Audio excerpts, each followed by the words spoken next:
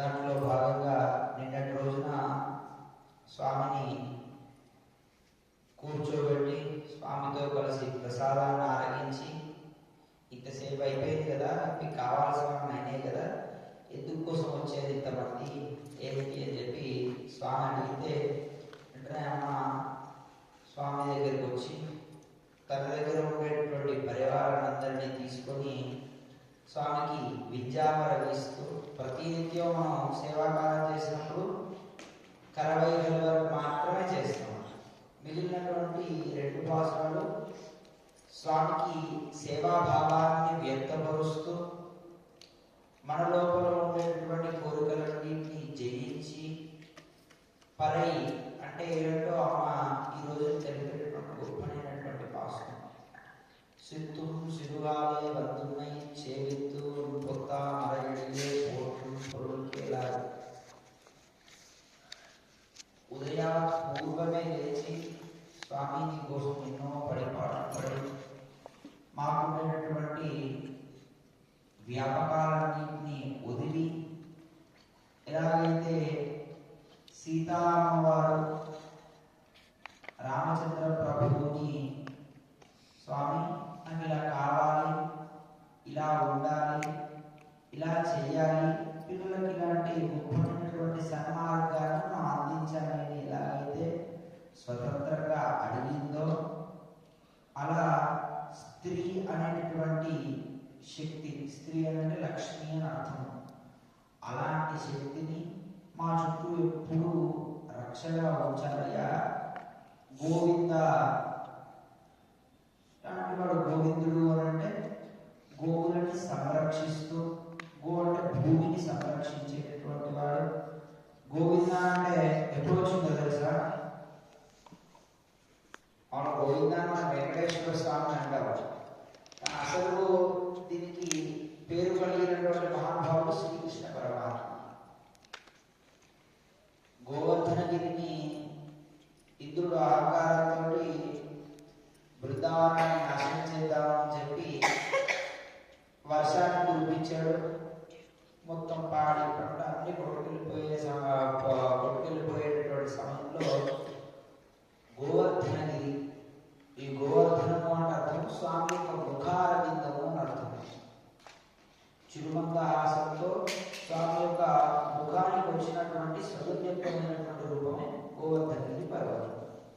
చక్కగా అలాంటి ముఖారవిందాన్ని తన యొక్క ఎడమ చేతితోటి ఎత్తి, అందులో చిటికెడ వేలు లాంటి కాదు, ఎడమ చేతితోటి చక్కగా స్వామి ఎత్తి గోకులంలో ఉండేటువంటి ఆ చుట్టుపక్కల ఉండేటటువంటి నగరంలో ఉండేటటువంటి వారందరినీ ఏకకాలంలో 7 రోజుల పాటు చక్కగా స్వామి వేణునాదాన్ని అందరికీ వినిపిస్తూ వాళ్ళకి ఆకలి దప్పికలు లాంటివి ఏమీ లేకుండా శ్రీకృష్ణ పరమాత్మ యొక్క నాదాన్ని వింటూ మైమరిచిపోయారు.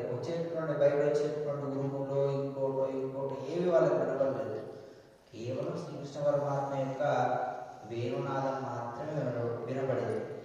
అలాంటి మహానుభావుడు ఆ తర్వాత ఒక కోనేరు దగ్గరకు వచ్చాడు, ఒక సరస్సు దగ్గరకు వచ్చి ఇంద్రుడు తన యొక్క అహంకారాన్ని వదిలి అప్పుడు శ్రీకృష్ణుని ప్రార్థన చేసి గోవింద అని చెప్పి శ్రీకృష్ణ పరమాత్మకి ఒక పేరుని పెడతారు.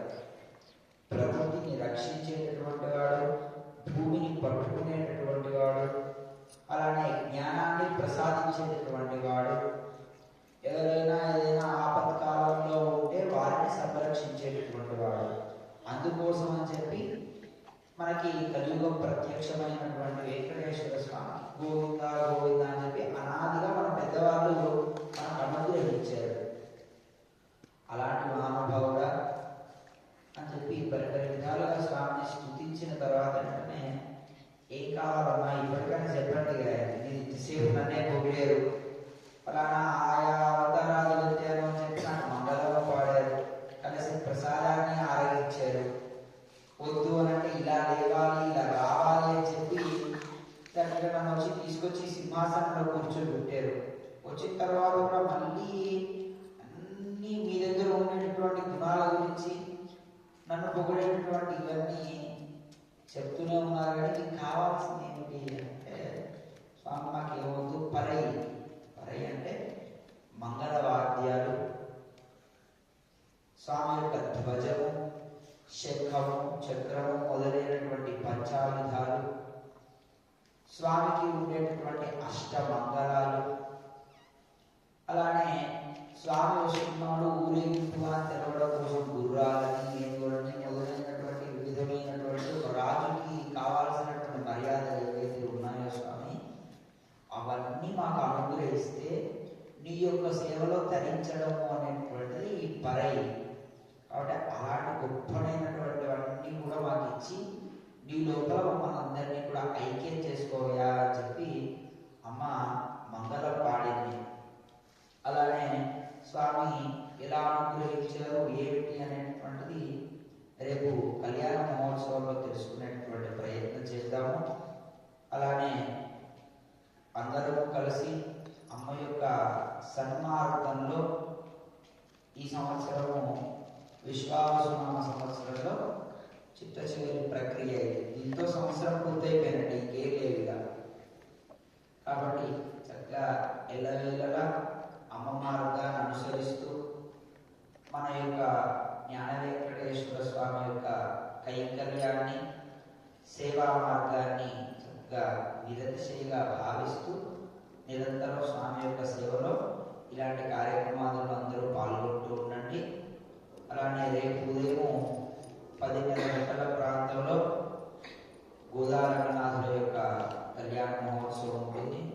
చక్కగా పాల్గొనేటువంటి వారు ఎవరైనా ఉంటే ఆలయ కమిటీ వారిని సంప్రదించి చక్కగా కళ్యాణ మహోత్సవంలో పాల్గొని ఈ 30 రోజుల పాటు చేసినటువంటి ధనుర్మాస వ్రత మహోత్సవాన్ని చిట్ట చివరిగా అమ్మవారిని స్వామి లోపలికి ఐక్యం చేసేటటువంటి, అంటే ఇద్దరిని కలిపేటటువంటి మహోత్సవం చక్కగా అంగరంగ వైభవపేతంగా అందరం కలిసి జరుపుకునేటువంటి ప్రయత్నం చేద్దాము. జై శ్రీమన్నారాయణ. జై జై శ్రీమన్నారాయణ. జై జై శ్రీమన్నారాయణ. రేపు ఉదయం ధనుర్మాసం టైం ఏమి ఉండదమ్మా, అందరూ కూడా కళ్యాణ సమయానికి వచ్చి చక్కగా పాల్గొని స్వామి యొక్క కళ్యాణ మహోత్సవాన్ని దిగ్విజయంగా పూర్తి చేద్దాము. ధనుర్మాస వ్రత మహోత్సవాన్ని పరిసమాప్తం చేద్దాము. జై శ్రీమన్నారాయణ. జై శ్రీమన్నారాయణ.